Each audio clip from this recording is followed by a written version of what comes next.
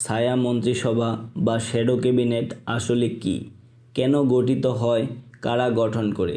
ছায়া মন্ত্রীরা কি সরকারি বেতন পান? তাদের কাজ কি? আজকের ভিডিওটিতে আমরা জানব ছায়া মন্ত্রিসভা নিয়ে A to Z। আমাদের দেশের রাজনীতি মানেই মিছিল, মিটিং, অবরোধ আর নির্বাচন। নির্বাচনের পর বিজয়ী দল ক্ষমতায় যায় আর পরাজিত দল চলে যায় রাজপথে। কিন্তু ছায়া মন্ত্রিসভা যদি সঠিকভাবে বাস্তবায়ন করা হয় তবে এই রাস্তা অচল করার রাজনীতি বদলে দেওয়া সম্ভব। ছায়া মন্ত্রিসভা বাংলাদেশের রাজনীতিতে এক নতুন সংযোজন। যদিও এই ধারণা বহু বছরের পুরনো, তবুও বাংলাদেশের জনগণের কাছে রাজনৈতিক এই ভাবনাটি নতুন করে তুলে ধরেছেন বাংলাদেশের বর্তমানে প্রধান বিরোধী দলীয় দল জামাতে ইসলামের জোট। মোটা দাগে এই গণতান্ত্রিক দেশে নির্বাচিত সরকারকে জবাবদিহির মধ্যে রাখতে ছায়া মন্ত্রিসভার ভাবনাটি এসেছে। রাজনৈতিক বিশ্লেষকরা মনে করেন, আইনসভায় সরকারি দলের সদস্যদের সঙ্গে বিরোধী দলের সদস্যদের শুধু বিতর্কই যথেষ্ট নয়। সরকারের স্বচ্ছতা নিশ্চিত করতে বিরোধী দলগুলোকে কিছুটা বাড়তি দায়িত্ব পালন করতে হবে। ছায়া মন্ত্রিসভা আসলে কি?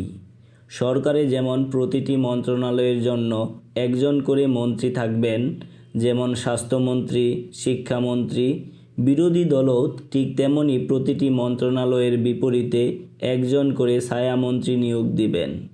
সরকার যদি কোনো ভুল করে বা ব্যর্থ হয়, ছায়ামন্ত্রী তার প্রতিবাদ করবেন এবং বিকল্প সমাধান পেশ করবেন। ছায়ামন্ত্রীরা কি সরকারি বেতন বা সুবিধা ভোগ করবেন? না, ছায়া মন্ত্রিসভার সদস্যরা সরকার থেকে কোনো বেতন, গাড়ি বা সরকারি সুবিধা পাবেন না।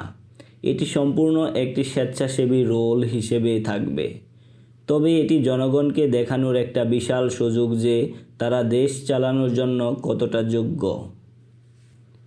ছায়া মন্ত্রিসভা কেন প্রয়োজন একটি দেশের জন্য?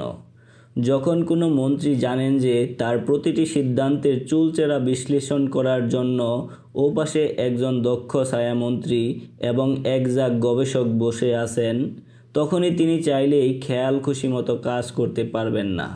এটি রাজপথের পেশিশক্তির রাজনীতি কমিয়ে পলিসির রাজনীতি চালু করতে সাহায্য করে। কারণ ভালো একজন ছায়ামন্ত্রী হতে হলে সংশ্লিষ্ট বিষয়ে গভীর জ্ঞান ও গবেষণা থাকা প্রয়োজন। এভাবে রাজনীতিতে মারামারির বদলে শুরু হতে পারে মেধা ও আইডিয়ার লড়াই। কে কত ভালোভাবে জনগণের টাকার সদ্ব্যবহার করতে পারে সেই প্রতিযোগিতা শুরু হবে। পরবর্তীতে নির্বাচনে জয়ী হলে এই ছায়ামন্ত্রীরাই প্রায়শই মন্ত্রীর দায়িত্ব পান। ফলে তাদের প্রশাসনিক প্রস্তুতি আগে থেকেই থাকে। এতে বিরোধী দলে থাকা অবস্থাতেই রাজনৈতিক নেতাদের প্রশাসনিক দক্ষতা তৈরি হয়। এটি কিভাবে পেশিশক্তির বদলে পলিসির রাজনীতি আনতে পারে?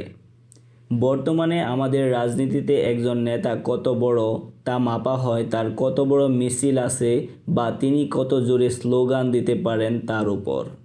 কিন্তু ছায়া মন্ত্রিসভা এলে মাপকাঠি হবে যোগ্যতার বিচারে। উদাহরণস্বরূপ বলা যায়, একজন ছায়া স্বাস্থ্যমন্ত্রীকে অবশ্যই চিকিৎসা ব্যবস্থা সম্পর্কে গভীর জ্ঞান রাখতে হবে। একজন ছায়া অর্থমন্ত্রীকে বাজেটের চুলচেরা বিশ্লেষণ জানতে হবে। এসব করলে জনগণ দেখবে প্রকৃতপক্ষে কার কাছে উন্নততর সমাধান রয়েছে। ছায়া মন্ত্রিসভা কার্যকর হওয়ার শর্ত কি কি? এটি তখনই কার্যকর হবে যখন তারা কেবল বিরোধিতার খাতিরে বিরোধিতা না করে গঠনমূলক সমাধান দিতে পারবে। যদি ছায়া মন্ত্রিসভা কেবল নামেই থাকে কিন্তু কোনো গবেষণা বা তথ্য নির্ভর কাজ না করে, তবে এটি কোনো কাজে আসবে না। ছায়া মন্ত্রিসভা যদি কেবল টিভিতে টক শোর জন্য পদটি ব্যবহার করেন কিন্তু মাঠ পর্যায়ের তথ্য সংগ্রহ না করেন, তবে এই মডেলটি ব্যর্থ হবে। এটা আমাদের দেশে বাস্তবতায় সফলভাবে কাজ করবে কি? বাস্তবে এটা কেবল পদবী সর্বস্ব হওয়ার সম্ভাবনা খুব বেশি। অনেকেই হয়তো ছায়ামন্ত্রীর মর্যাদা নিতে চাইবেন, কিন্তু কাজের জন্য প্রয়োজনীয় দক্ষতা থাকবে না ও গবেষণায় শ্রম দিতে চাইবেন না। তবে বাংলাদেশের সরকারের দুই একটা মন্ত্রণালয়ে যদি এর সফলভাবে প্রয়োগ হতে পারে, যারা ঠিকভাবে দায়িত্ব পালন করবেন বা তাদের চাপের মুখে রাখতে পারবেন, তবে রাজনীতিতে ইতিবাচক পরিবর্তনের সূচনা হতে পারে। ছায়া মন্ত্রিসভার সবচেয়ে কার্যকর, প্রাতিষ্ঠানিক ও প্রভাবশালী রূপ দেখা যায় যুক্তরাজ্যে। এখানে বিরোধী দলকে আনুষ্ঠানিকভাবে বলা হয় হিজ ম্যাজেস্টিস মোস্ট লয়াল অপোজিশন, অর্থাৎ রাষ্ট্রের প্রতি অনুগত কিন্তু সরকারের বিরোধী।